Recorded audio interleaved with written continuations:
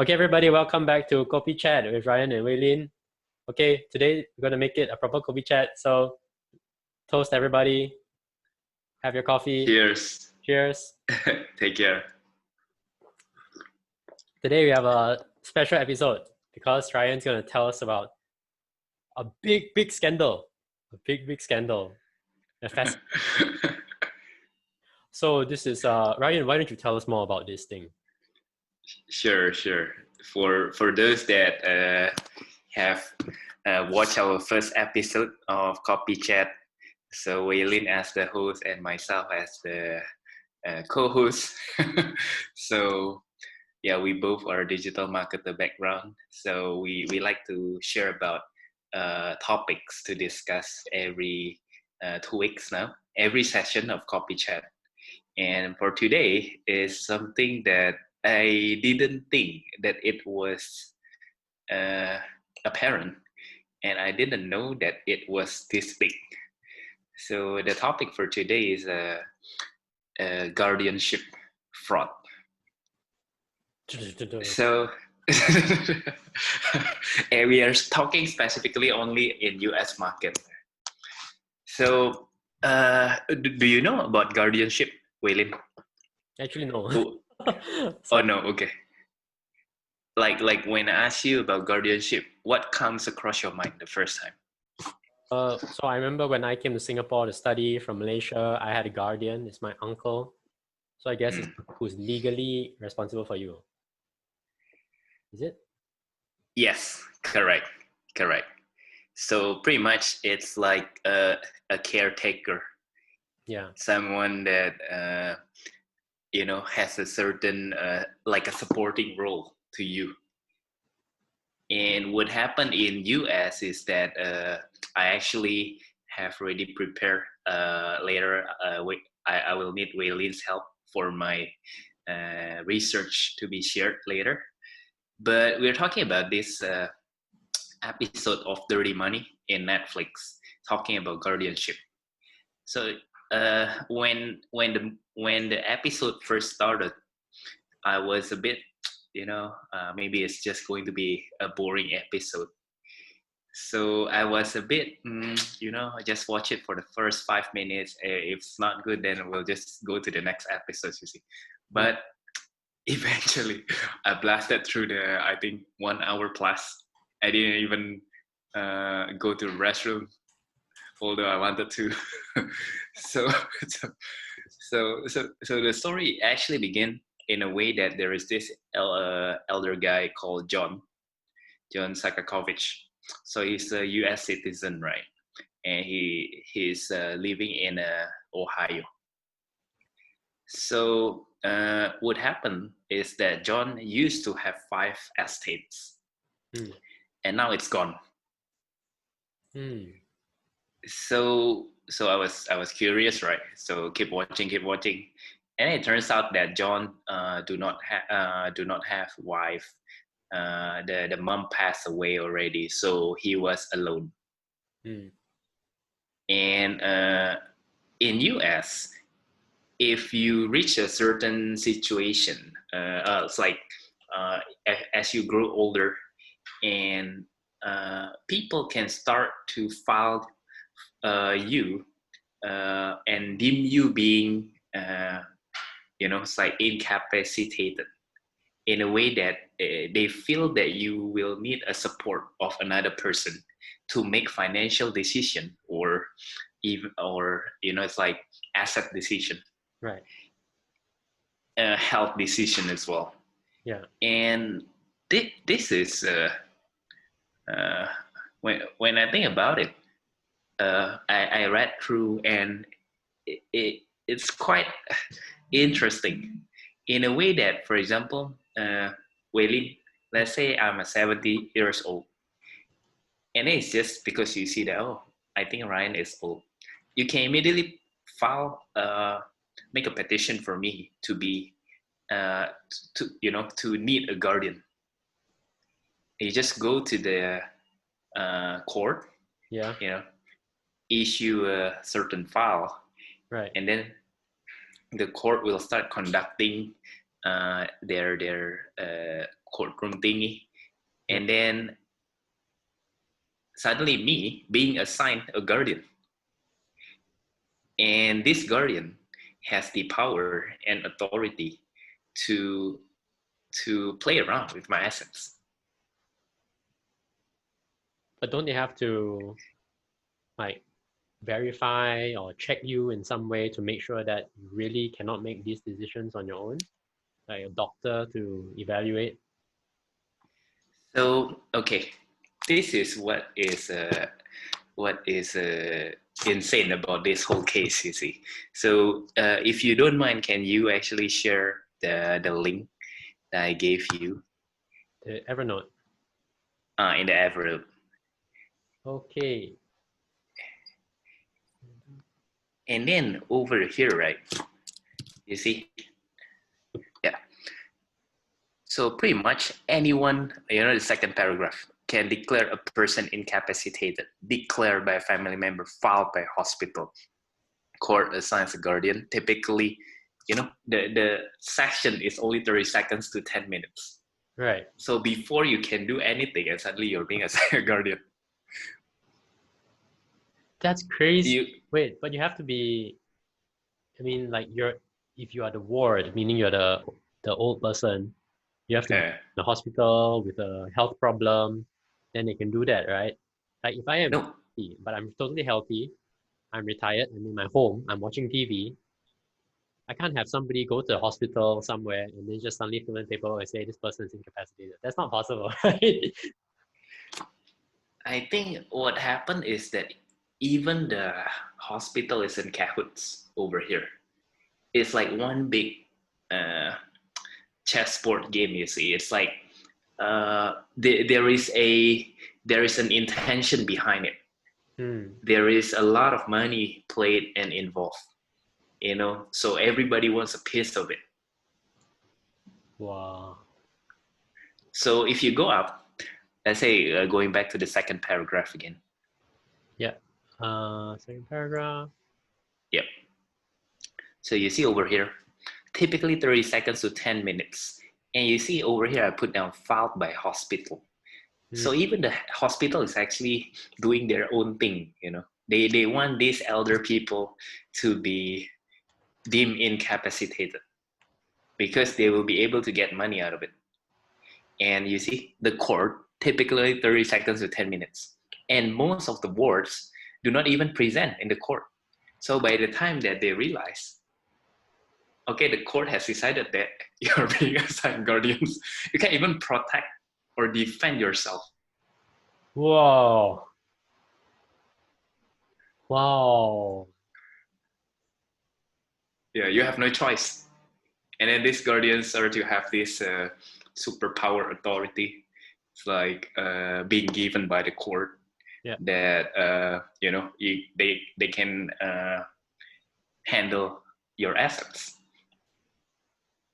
If they want to sell your assets and then make money out of it, they can. But they have to fit on your right? Surely, I can't just like I sell your asset, then I use the money to my bank account. That'd be crazy. So what happened? Of course, from the story that I was watching, right? A lot of this they focus on a couple of cases, and I believe they are those the proper guardians, the professional ones that are doing things properly. But the ones that are not, right? They actually, they take advantage, saying that, oh yeah, I think the ward is in hospital, that's why I'm in charge of whatever assets. So they actually utilize whatever means so that the ward will be realizing what happens later. And it's crazy. I mean, when I thought about it, of course, the initial thing was what is the motive, right? So by the end of the slide later, I will share you the motives. But actually, what really happens? So if you see over here, so let's say if you see the graphic that make what really happens. So the guardian goes to the bank, Yeah. to the right side. Okay. And then the bank says that, okay, I think you can't make financial decision. You should see the attorney. And then the attorney says that, I think you should go to the hospital because you are old. And then the doctor says that, oh yeah, I think you are incapacitated. That's why you need a guardian. Right. And all this flow of cycle involves money. Let's say the bank email to the attorney email to the doctor, or call the doctor. It's all billable. And who pays them? What do you think? The old guy. Yes. Oh man, that's terrible. I'm like, I'm sorry to say this, but what the fuck? It's like, you know, it's like, even the old guy feels that he doesn't need it, right? Mhm. And he was just being forced down the throat of the tiger all the way. And then all this process, he wasn't being notified. And then suddenly, when he realized what already happened, the plot is, already going behind his back, and he just received a bill in his mail for every single call, every single email, every single meeting that they conducted. Wow, that's crazy. Yeah. So I felt my next question would be, how could this kind of situation would happen? Why did the government didn't take any action, right? Yeah. I mean, this is no longer a guardianship or whatsoever. This is a crime. This is a theft. Yeah. It's just that these people don't go around and then bringing knife and then start, it's like asking for money. Oh, It, it's a different kind of theft, you see, and it's so. If you see the next graphic over here, I took a screenshot. How come it's unseen? What has the government been doing? So there hasn't been any single site that actually compiles this whole information. hmm. So it's just been scattered. Yeah, you have these cases over here in Ohio, you have the other cases in Missouri, but for some reason it just hasn't never been compiled. Nobody is taking charge of this such a huge fraud, you see. Hmm. So maybe I actually wanted to ask you some opinions then. So you just got a big chunk of what do you call, it's like a new uh, 2000 era kind of theft, right? What do you think? Yeah, th- this is outrageous. This reminds me of those kind of stories about like when children are abused by people who are supposed to take care of them. Yeah, it's like the most tragic thing in the world because these are the people who are the least able to take care of themselves. And yeah, it's terrible. The people who do this are the worst, actually the worst kind of people. Agree, agree. I mean, it's like I was so when I think about it, it's like eventually everybody grows old, right? Yeah, So there is a big population of aging people. And up till now, until this series actually launched, right, we didn't know there was such a big issue in this whole ecosystem, right, in US. I felt like the whole idea of guardianship is actually a good thing, but yeah, maybe it is just it needs a proper uh, association, a governance to really handle this whole thing. You see, it's like I think it can start from compiling the list of people that is under guardianship now, and it's not present yet, right? So I felt like uh, people just take advantage of the loophole. You see, yeah. this is John, by the way. So it's crazy. It's crazy. So anyway, I'll continue, Waylin. And Yeah. if you see over here, so it's already, you see money involved. And what's even more disturbing is this one. It's a plot, medication, and paperwork. What does it mean in this section? So John is actually healthy. Yes, he's aging, but he has no disease. He has no sickness. Mm. And even John's physician submitted 2 letters to the court saying that John is sound mind. Mm. So he's mentally fine. Mm. But his guardian have continued to request that he has to be medicated. Mm. So the guardians don't care about John. They only care about the money. Yeah. Or whatever the intention is, right? And what's even more disturbing when I found out is that the hospital actually started giving sane people drugs that are dangerous to them so that they stay incapacitated. What? Yeah.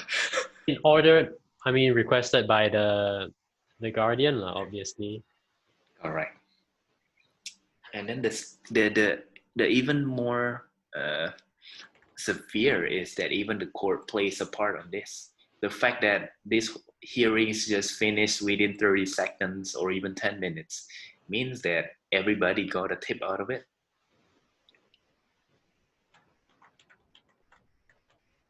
It's so yeah, this is a really big issue. I felt like, okay, nowadays we hear a lot of cases, drug cases and things like this, like similar or even bigger. Yeah. Well, And go ahead. the hospitals, are you saying that the hospitals are also involved in the scam? Because that for me is really hard to believe. Because the Uh, it's not part of their normal business, right? Like maybe they don't care enough because they got so much work. I think it's possible, but are they like really involved in the scam? uh, Based on again, I was just voicing my opinion based on what I have been seeing, watching through the series, and also reading through the paper, right? It's like the media and things like that. So I felt like definitely there is a truth out there, but there has been some quotes saying that they are being forced to take medications that are not necessary, and these quotes came from the ward. From the ward, yeah, yes. Yeah, correct. So the word is a living proof. So it's hard to believe, really. And again, we are so far away from US, right?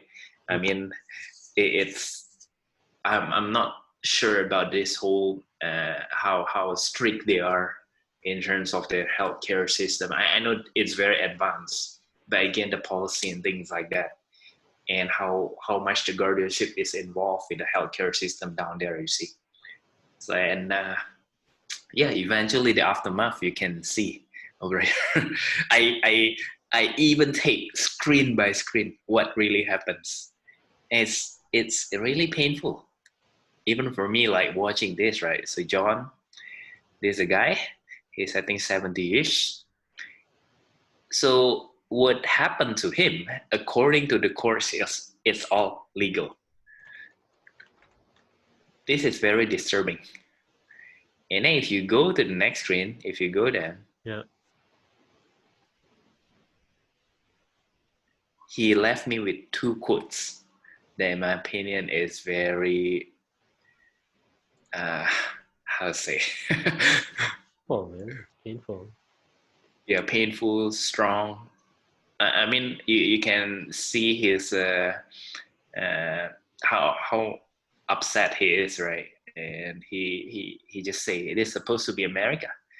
We are supposed to be the number one. We are supposed to be, it's like make America to be the place that not a third world country, you see, it's a leading country. Mm. And then he goes on saying that you wonder what's going on in America today. Mm. And up till now, he is still fighting to have his right restored. So, you know, through all these cases, right? So I realized eventually John started with 5 estates. And after he became the ward, right, he's actually left with only 25 cents. It's terrible. Yeah. Yeah. And he came back to the place where his estates used to be, right? It's already changed. His house is no more. It's already reconstructed to be like a new building. So, and he didn't know anything. He was hospitalized. They were doing everything behind his back. And then if you go up, Waylon, a bit, this is another thing that make again, if you go up, the scene about the medication over here. So I mentioned about the paperwork, right? And I did take a screenshot, but actually only single John's case, he went to the legal and then he tried to file for, he was trying to fight the case, right? Yeah. And his own case itself is like 2 hands of, you know, paperwork. And can you imagine like 70 years old need to read through all these paperwork? Pretty much you just sign everything, right? Yeah. And yeah, it's like they put these elderlies into a state in which that they just have to to accept the fate, you see. Yeah. And there was this quote that is very, very sad. The only way to escape from guardianship is through death. Oh. It's like you're being jailed, you see. It's like it's like once you're placed under guardianship, there is no other way around it, you see. And if you go down all the way, Yeah. go down over here. So I went through, do more research. I have two links over here, but okay, I'm not going to open it up first. The reason why people actually take advantage. Simple. In Texas, the guardians of an estate are entitled a commission up to 5%. Yeah. And you know how big the fraud is. In the series, they mentioned that one guardian can handle up to 10 cases. So they are making money out of it. Yeah. And I think there was one sentence saying that one guardian was making about $1 million a year annually. Wow. That's crazy. Crazy. And over here, I went through this. Go ahead. How this happened? Because the guardian, was it originally his family or it's not his family? So I mentioned to you that John's case is one case that they were highlighting in the series, and there is another called, I think, I'm trying to forget, was it Jason or something? So he's another elderly. Jason's case is through a distant family member. Uh-huh. And this distant family member actually filed him up to be placed under guardianship, you see. And then she assigned guardians for Jason. I see. And obviously she and the guardians already work together, talking about their commissions and things like that. And most likely plot on how to take advantage of Jason's assets. Mm-hmm, mm-hmm.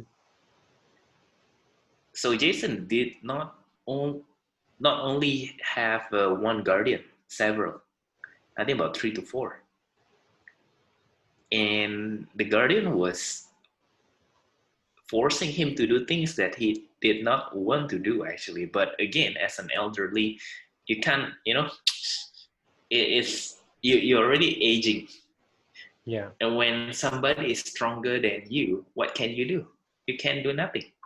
You're pretty much being led, to whatever she or he wants you to go.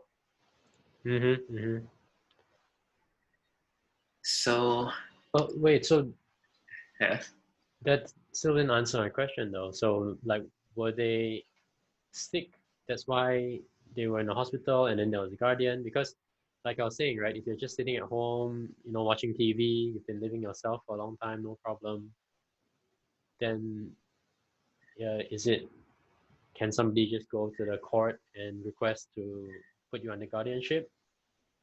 Because normally you would think, I would imagine that, okay, I get sick, I fall down, I get in the hospital, then a doctor, write a report saying, okay, Mr. Waylin, looks healthy, but not sure. Maybe you keep him under observation. Then the family member come and see, okay, Waylin is not so good anymore. Why don't we file the guardianship paperwork? Then the doctor will see, okay, yeah, he looks really terrible, and I think he won't be able to take care of himself. Then the doctor say, okay, I recommend it. Is it like that, or like what? Because I can't Like the process, right? sitting at home and then somebody can just whoop take away your stuff. They will not take away your stuff until you are deemed to be incapacitated and become ward, right? Yeah. But anybody can file you for guardianship. Anybody, even me? Yeah, even the people that you do not know. What? That's crazy. Yeah. That's crazy. That's what happened to John. John do not have any other family member. The only family member that he had was the mom, and the mom passed away. Right. And suddenly, out of nowhere, I think somebody just knocked into his house and then look at him and file him for the guardianship. No way. That's crazy. I can't believe that. That's what happened. Wait, really? Yeah. And then there was a couple of times in which obviously John felt that he's fine and things like that, right? And suddenly, out of nowhere, another guy came in and tried knocking the door. And it was the doctor. So they actually went through his house. Typically you check on yourself at the hospital, right? You don't necessarily have a doctor come to your house and then check on you for no reason. Yeah. That's what happened to him. So it's a mafia thingy. So the doctor is also in on it. Yeah. Oh. It's like loan shark. But then the doctor must get something out of it, right? The doctor must get paid a lot of money. Definitely. I felt they work together with the Guardian, the company that so-called provide the guardianship service. Yeah. Wow.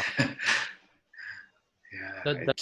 This exists in the whole country, or is this like state by state? Because I think some kinds of laws vary state by state. So Your note here, like in Texas. Wow, Texas.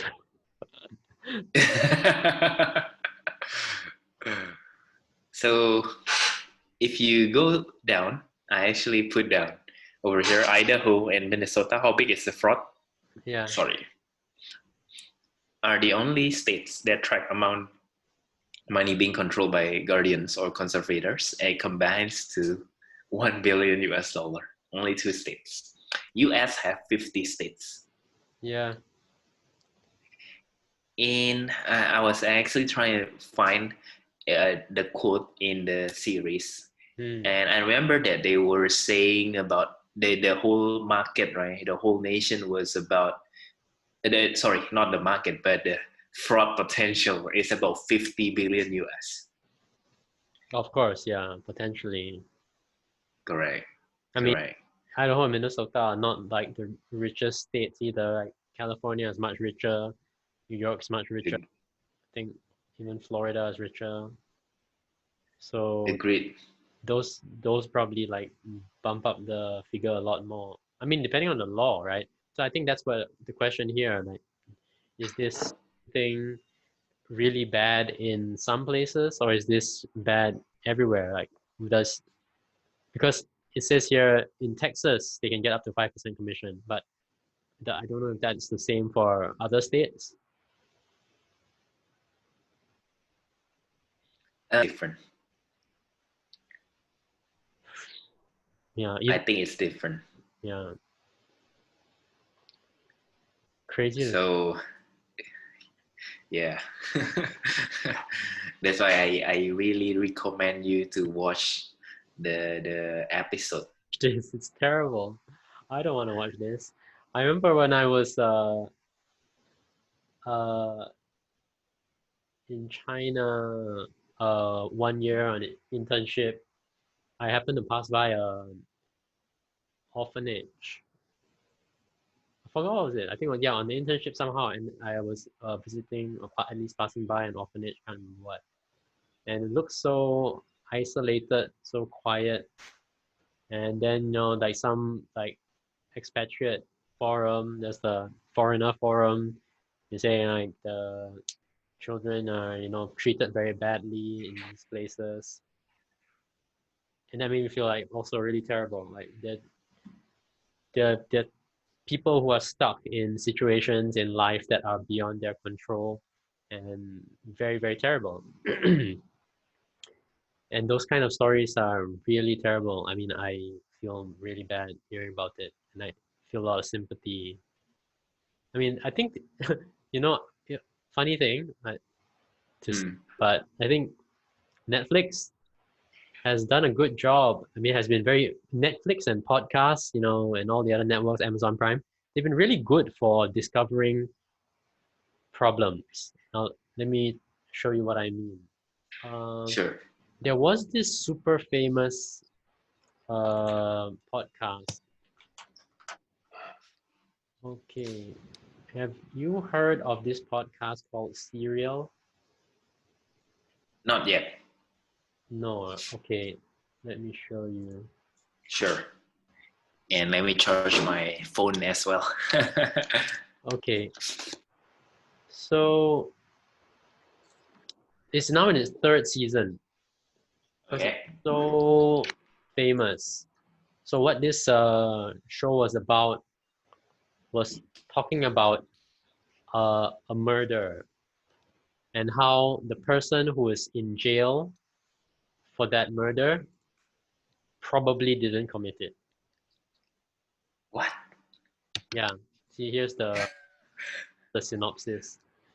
Baltimore, 1999. Hae Min Lee, popular high school senior, disappears after school. 6 weeks later, detectives arrest her classmate and ex-boyfriend Adnan Syed. He says he's innocent, though he can't remember what he was doing that day. But someone can. Yeah. So this is fascinating. It's fascinating. I listened to the whole thing. Okay. And the producer of the show really had to go and meet Adnan, talk to him, talk to the other people involved, and it was so long ago. Evidence, is really old. People who were involved really, it was a long time ago. They left it behind them, and she got national attention on the case. I think I don't remember what the outcome was, but there was talk about revisiting the case and trying to free Adnan Syed. And I listened to it and I thought he was innocent. I mean, I don't know if it's the truth, but I felt, listening, I felt like he was innocent. And it was, you're listening to the words of a man who might spend the rest of his life in jail and who all his anger, it's like gone, evaporated, because he's now like accepted his fate, and you feel such tragedy because he is also someone who You need to do something? No, it's okay. It's okay. Okay. So, I was talking with my brother just now. Go ahead, please. okay. Oh, so he's someone who like is trapped by fate, like John, the elderly guy.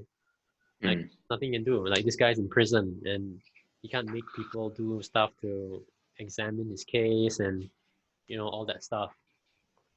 So this was, Interesting. yeah, it also made me, it was really good listen. I think you will love it, but it also made me feel very terrible because, I felt like an innocent person was suffering, paying the price for a crime. Or something he might not do, you see, because they eventually just assume that he is guilty, right? Well, they had evidence, and I remember that it's not very good evidence, but it's not like zero. It's not zero, but Mm. I wasn't sure. You only get That's experience the story through what the producer is telling you. So when the producer, to be fair and give you all the information that she can put together, you experience that. You can't bring back all the emotions that were on display, right? Like when Adnan was arrested for the first time, what was he like? correct. Was he angry? Was he surprised? What was his family saying? Who are his friends like? What was he like in school? You don't know. None of it's known to you anymore. Correct. Yeah, and so our minds will fill in kind of want to see and hear. Actually, that's also kind of why I was asking you about the guardianship thing, like the details, trying to understand like how we can get into it because Mm. it just sounds really unbelievable, and I keep thinking my brain keeps trying to find ways to think like it can't be true. It can't be like you're just sitting at home minding your own business and then suddenly somebody shows up and then they can take away everything you own. It's crazy to think about. Yeah. So if we're thinking about those kind of, like in big injustice in society and those kind of instances, um, I think shows like Netflix, networks like Netflix and podcasts are doing a good job of highlighting these things. Agree. Yeah, there's another very famous, Agree. I think maybe you heard of this one. I think it's on Netflix. Heard of this one? Interesting. You're using DuckDuckGo, not Google. Yeah, don't bother. If I don't have to, I may not use Google so much. Okay. So yeah, I I've not watched this yet, but yeah, my brother told me that it's good. filmed over 13 years. Look at that. Wow, crazy. 13 years. Send a kid to secondary school. Yeah, it's crazy. Yeah.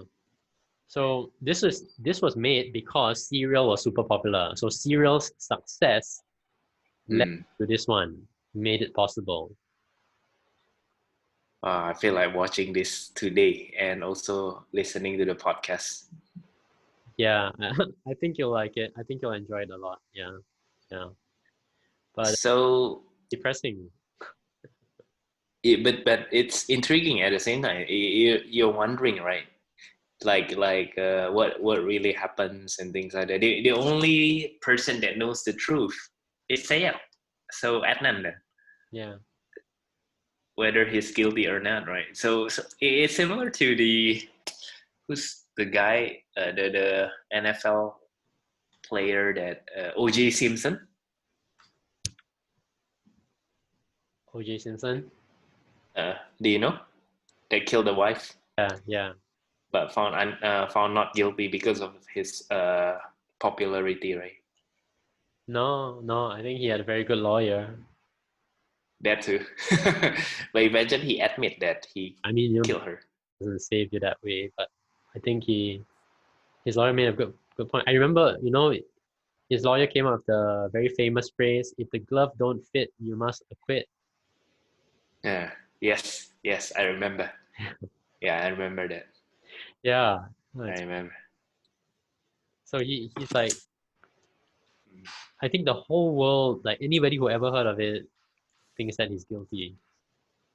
But it's amazing. We just kind of accepted it for now. Like, yeah, he he went through the court. He did, he went through the trial, and in the end, Correct. we took a look at it. We thought, eh, let him go. Oh my Yeah. God, crazy. But out of this kind of cases, right, William, I realized something. I mean, number one is definitely world is so huge. Sins can happen everywhere. Yeah. I would say that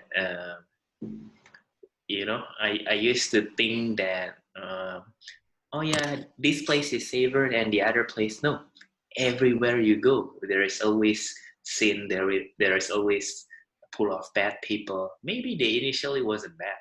It's just the situation forced them to do this kind of thing.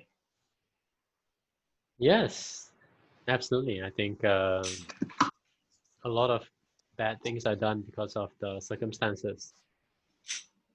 I agree. Right. Correct.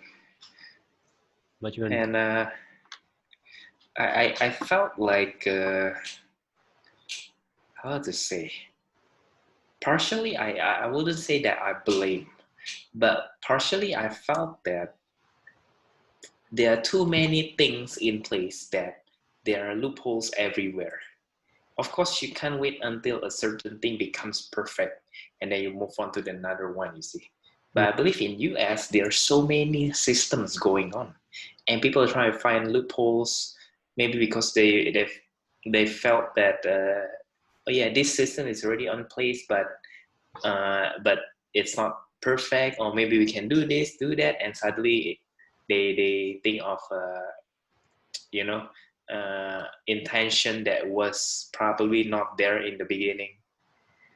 They might have been, they might have been presented an opportunity that they didn't realize as well, and then they eventually utilize it.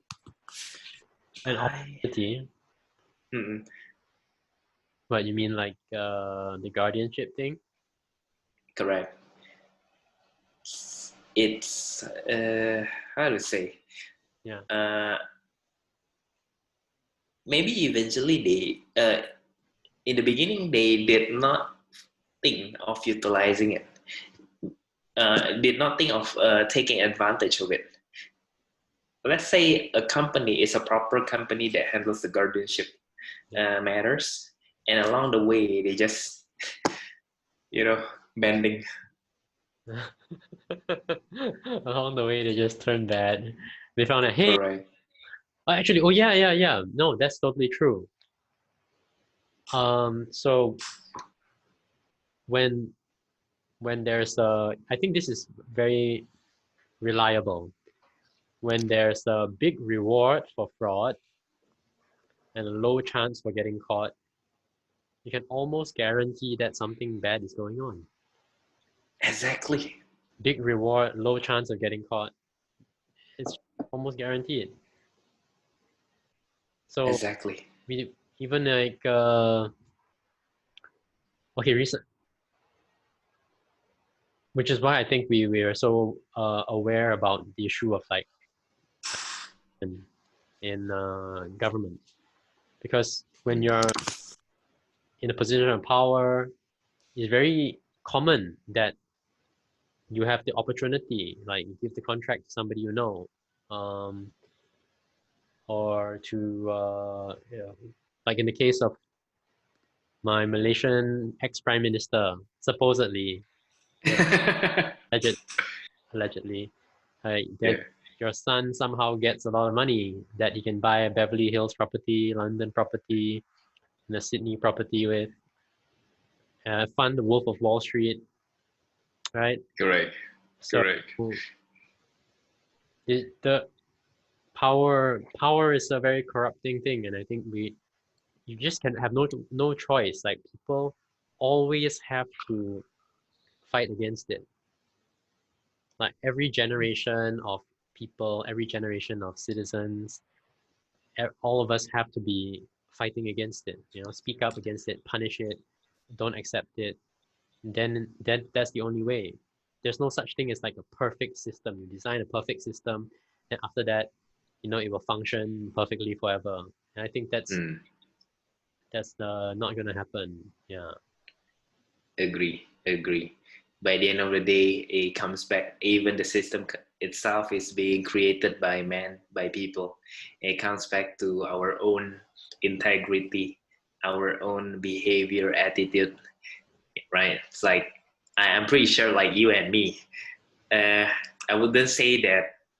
How to say? There is definitely, you know, one or two times in which, for example, uh, during a test that we cheat. Hmm. Is cheating bad? Actually, that's not good, right? But it all starts with the mind thinking that yeah, I felt like this is a shortcut. It's bad, but you still do it, Yeah, and some people take it even further, right? yeah, because the potential reward is so big. Exactly, Yeah, exactly. like if the reward is quite small, I think people wouldn't do it. Okay, like in the subway, right, or in MRT Mm, Singapore, nobody jumps over the subway gate, the turnstile. They don't do that. They don't jump over it and then get on the train. mm, Well, there's a high chance to get caught, and second of all, mm. the reward is really small. The reward is just you save $1, $1. Correct. So nobody does it, like risk and reward.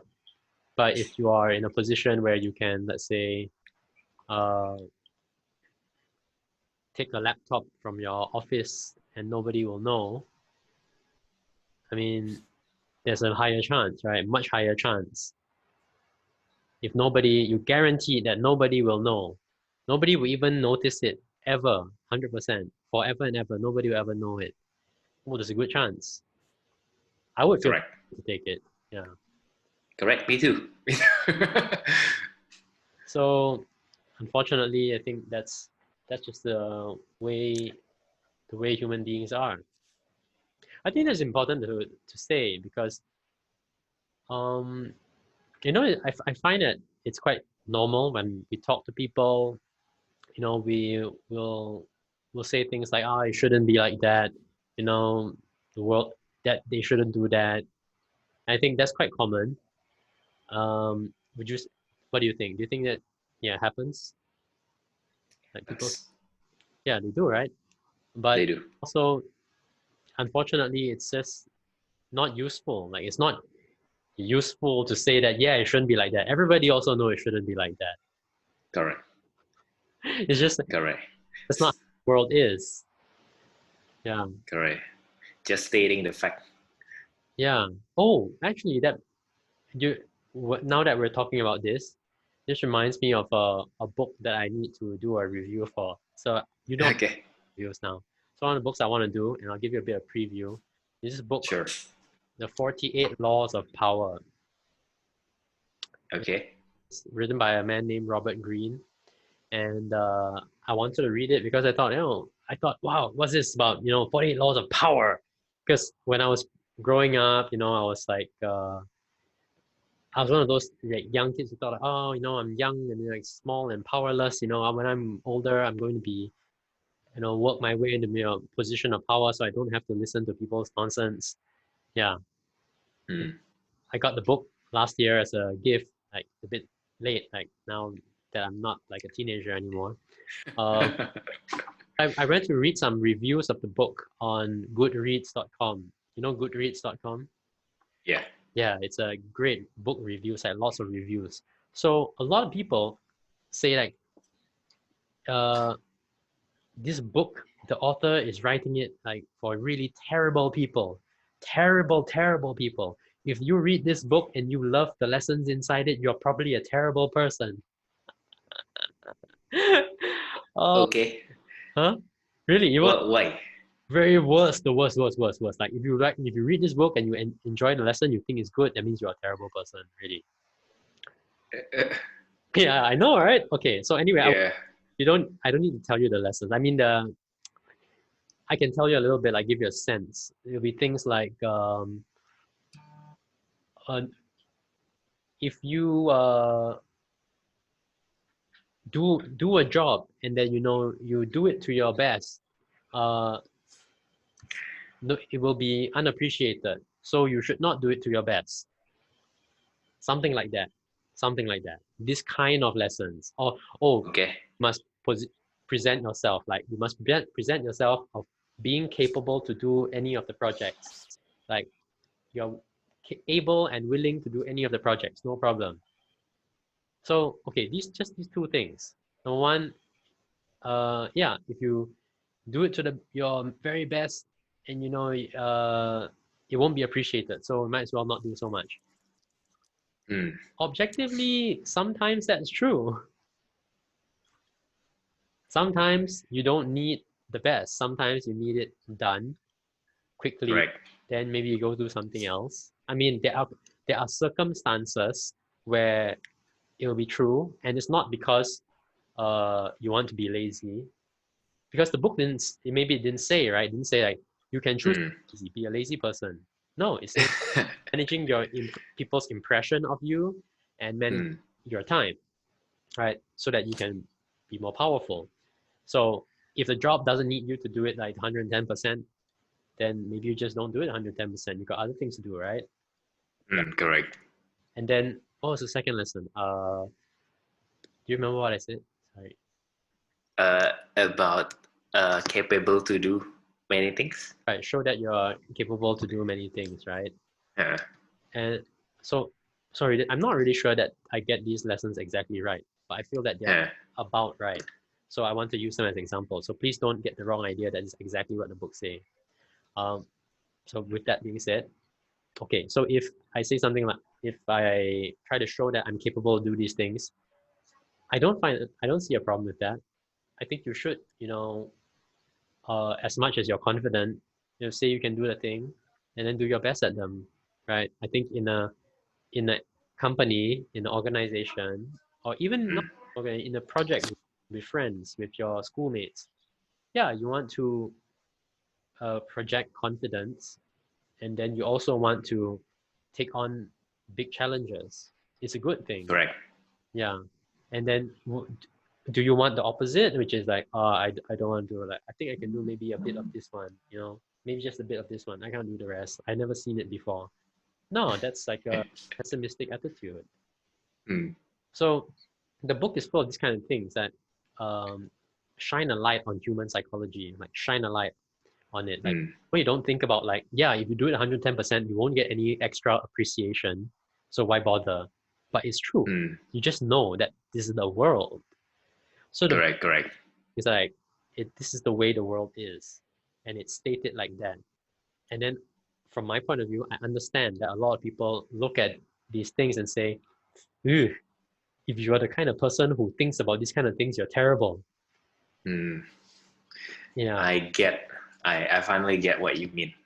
I think the book is actually trying to show us about, like you mentioned, the mechanism of the world that is totally different than the theory that we have been taught, when we grow up. Yeah. I mean, we want the world to be one way, and then the world is actually another way.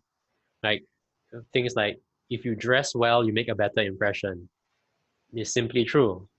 And uh, if you are very capable but you don't show it, then there's no use, because you will not be asked to do the important or the challenging job. You need to you need to volunteer, you need to show your capability. So I think these kind of things, I think people sometimes need to hear them, right? I think if people just accept the book as is and say, this is my Bible, I'm going to do everything here, I'm going to, like, be the most cynical, 100% cynical person in the world, then I think that's terrible. I think that's stupid. Because the world is not like that. The world is not full of cynical people. The world is not full of like mischievous people who try to trick you all the time. Just not. Yeah. But you should know. You should know. Mm. And I think that's fair. Understand. I actually have an opinion. I have something related to that. Remember before we started the session, right? I was telling you that it feels like everybody wants a piece of my time. Yeah. And there is a continuation to that actually. Yeah. So let's say like the current situation, I'm handling about 10 plus clients, 20 plus clients, right? If everybody wants a piece of my time, that means I need to attend to them, right? Yeah. My old me will keep on helping them, or will keep communicating with them, or try to, handle most of them until the point that my body actually feels very tired. It feels like I don't appreciate myself then. Mm. It's like before attending to other, you need to be able that you are able to handle those first. Yeah. You need to And grab yourself. correct. What I found, right, what happened is that I really calculate now. Okay, this guy, for example, okay, if I ask this question, right, is he the right target market? Oh, it turns out that he's not. And then I start counting how long did I take to attend to him. 10 minutes. Okay, that's good. Yeah. I used to attend a person that is not my target market, and then I spent almost 1 hour. And I felt like frustrated. I've already explained so much, and eventually he just turns out that he's not the right market, right? Yeah. And then I tire myself out. Yeah. And I know what you mean. Yeah. Coming back to what you were saying, this might be the points that the writer is trying to imply. You see, you need to have time for yourself by not doing too many things, by not doing to the perfect. Yeah. Yeah. That's true. Eh, I really can relate, because when I try to attend to the so-called clients, that makes them happy because I'm attending to them, but I'm not happy. I felt like suddenly it's already Monday again. How come I didn't have a time of my own to spend? You see, Yeah. Yeah. I'm trying to attend to them the 5 days and then 2 days working on their proposals. And pretty much I'm leaving for them, for their sake, not my sake. Mm. Yes. I know what you mean. I heard, I heard this, and I think it's very true that people go through different stages in their life. Mm. When you're a baby, you only know how to take. You don't know how to give because you're a baby. You're helpless. You cannot do anything. You're just gonna take. People give you food, you take. People give you clothes, you take. People give you time and education, you take. Mm. And then that continues for a long, long time. Long time, right? Until you're ready to do, work, give back to society somehow, participate in charity event, or maybe give your time.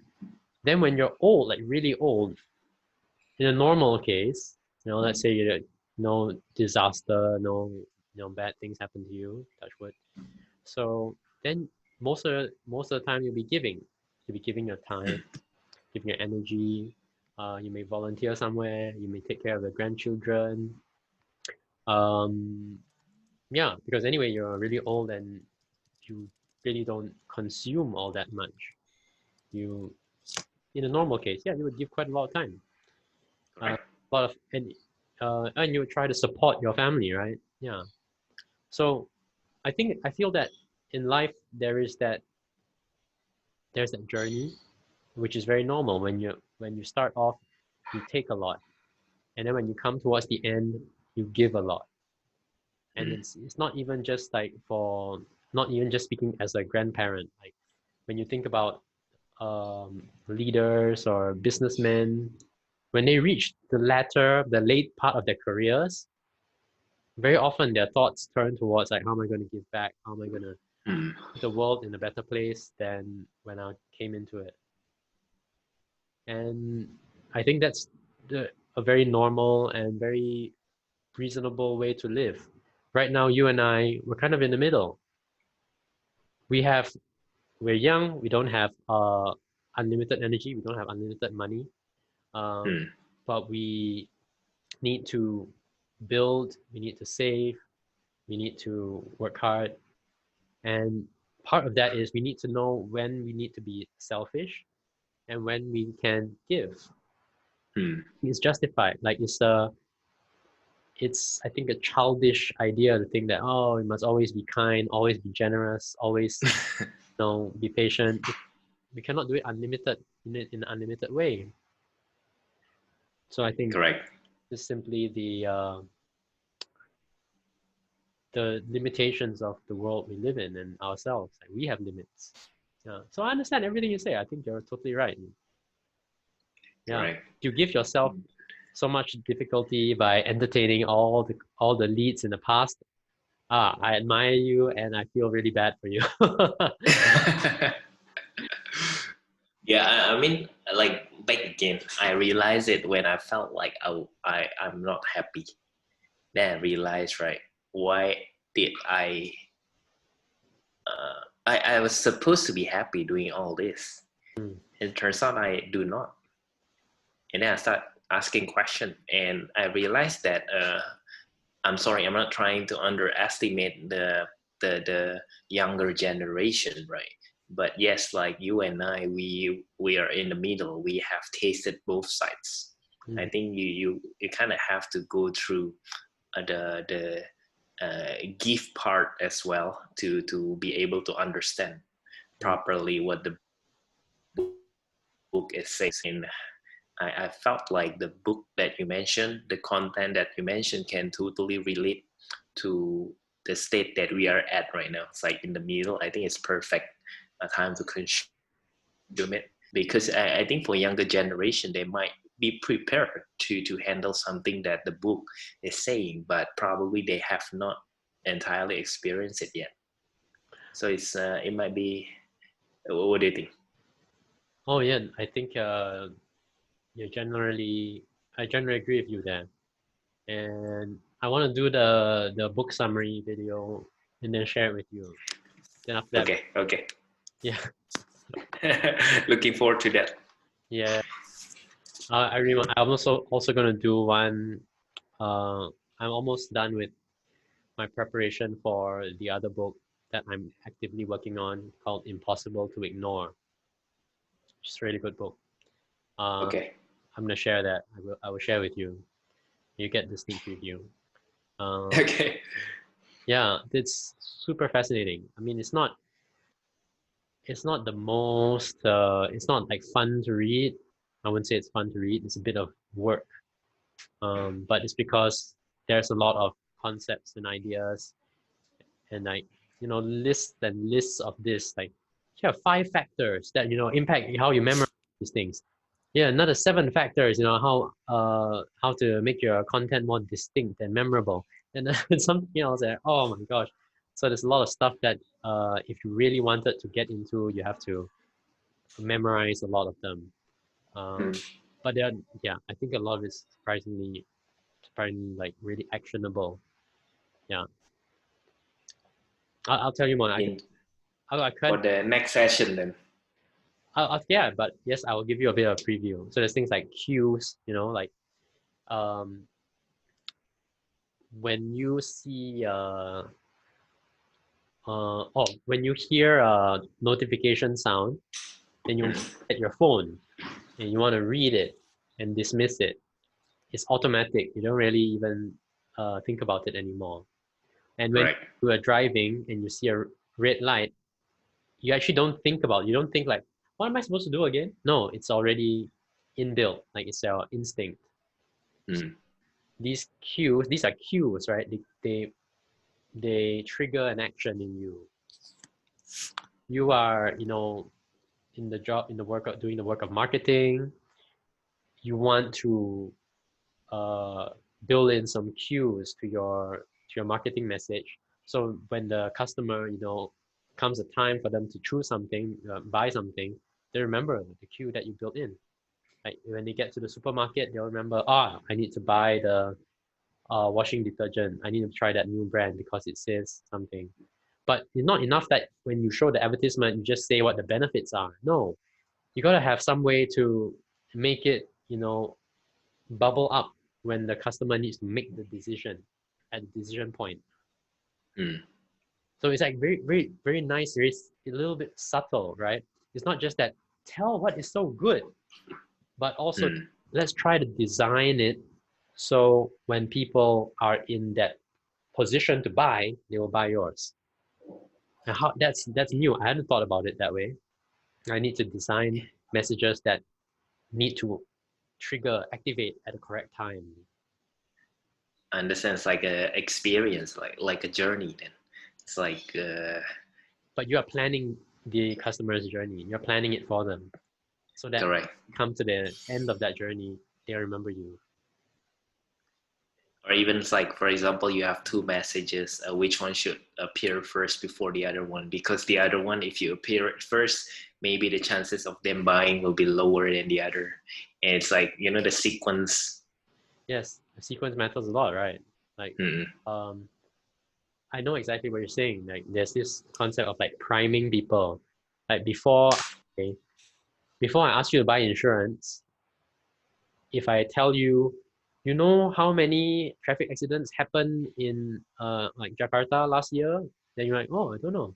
Then I tell you. Then after you hear it, you're like, oh, wow, so many. Then you information prime you so that the price or the plan, the insurance plan, the traffic statistics have to come in the right order. I can't tell you like, oh, here's the plan, please sign, and afterwards I tell you, do you know how many people got in an accident in that? Correct. More.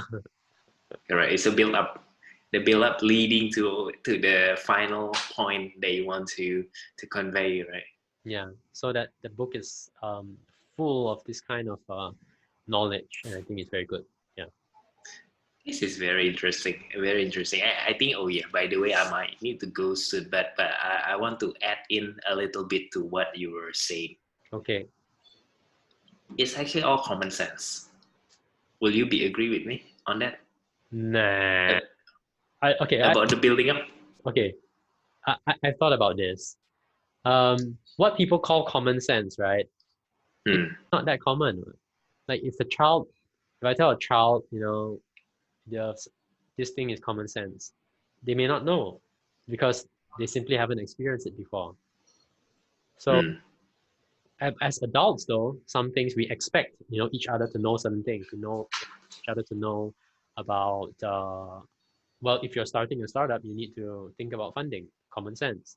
But somebody who's been like a farmer their whole life, nothing wrong with farming, just if they've been a farmer whole life, like this is not something they ever think about before. And then from our point of view, we think it's common sense, but to them, they were not. So my perspective is common sense is really just another way to say like experience or knowledge. Maybe experience, because the things that we always use common sense to talk about things that are not in books, because we think it's so common that it only have to be in a book. But I think it also rely on the experience, like living in the city or living in the jungle. No. You might step in cow shit, and then the farmer will laugh at me and say, "It's common sense. You don't walk that way, or else you see." Correct. Yeah. No, you know why? Yeah. Sorry, you were breaking up just now, but I was trying to say what I mentioned about this, right? So I did tell you about. Sometimes I kind of wonder, like the salespeople, right? They are good salespeople. They are bad salespeople. And then as a sales, many that I've seen start to sell things. Yeah. And I felt that they didn't put themselves in the customer's shoes. Like, for example, if you start sharing about the products that you are selling without building it up, right? Yeah. How will the customer respond, right? Yeah. So I kind of annotate that it was supposed to be a common sense thinking for them to not immediately do a frontal attack, you see. But then again, I realized that maybe they didn't think too far. Maybe we might think like 100 meters ahead. Oh yeah, if I say this and then this is what will happen. But some people, maybe they only think about 5 meters. I'm only being given my supervisor these products to sell. Yeah. And I have to sell the product. So what's the outcome after I start selling or I start saying about these products? It doesn't matter for them, right? Yeah. Yeah. Yes. I mean, you absolutely have to talk in the terms that the customer understand, they care about. Yeah. Correct. I find it's like the analytical thinkings play a part, and sometimes I think that frustrates me the most as well. You see, I'm pretty sure you understand as well. Maybe we kind of have a thought that we want other people to be like us, but then it comes to a situation that we realize that they are not us. Yes. Yes. But it's actually also a kind of a compliment. So you when we talk to people and we expect them to be like us, it's because we like people who are similar to us. We feel close to them. And it's kind of a compliment, when people think, oh, I think you're just like me because I like you. So you must be just like me, you know? I understand what you mean. I understand totally with what you mean. Yeah. So when it Sometimes doesn't match up, then if you're like, how come you don't understand? the amusing part, right? Yeah. I've actually already, okay, I'm not trying to boast and things like that, but I've already discounted myself. It's like a person that I expect to, so-called similar, right? I only wanted a 10% of whatever I'm doing. I don't understand. So, for example, right? Yeah. I'm doing it in a sequence at A, B, C, D. Yeah. Right. And then I have, okay, I hate to say this, but working with Indonesian, I've lowered down my expectation. That's how I have. okay, I don't understand. Yeah, wherever I work. But it's normal, Ryan. Because you are the problem is you have what they call the curse of knowledge. Correct. Because you are the expert and you know what can be done. So you want the customer to choose the right move, the right move that because you have all the knowledge, but they don't share your knowledge.